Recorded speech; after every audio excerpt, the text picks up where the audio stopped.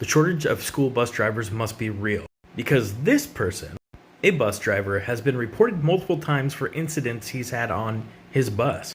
The incident prior to this one being that a girl had a broken hand on the bus, and she asked the bus driver to stop driving erratically because it was hurting her hand. He then responded by swerving and brake checking, making the situation worse. And how he didn't get fired at that point, I have no idea.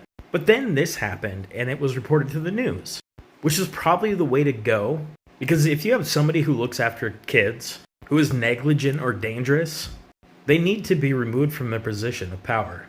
So the most recent incident with this same bus driver involved a student having a seizure in the back of the bus. The students yelled that he needed to pull over because they needed to put the girl on her side so she didn't choke on her tongue. A student who was trying to help the girl in the aisle got yelled at by the bus driver and told to go back to her seat because she was in the aisle. When she said she was trying to help the struggling student, the bus driver said, "Sit back down or I'll write you up."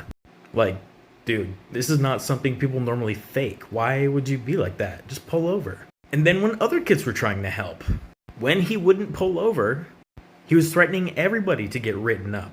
And what's really interesting, the clincher in this case, is that the kids have video evidence. They recorded the whole thing.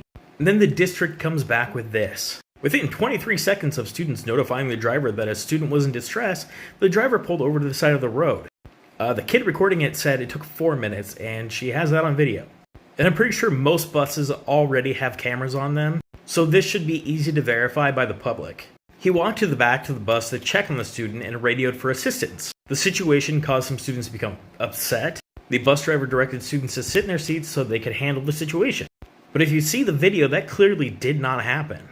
And I think it's kind of suspicious that they're citing specific times. Like, transportation supervisor were dispatched to the scene and arrived within 10 minutes. I'm guessing that's some CYA, but still, there's a video, so you can't dispute that. Then they give some general statement that you see all the time. Ensuring the safety of our students is paramount priority, which includes when they are traveling to and from school. As is our practice, our district is reviewing our safety protocols to ensure fidelity in our response.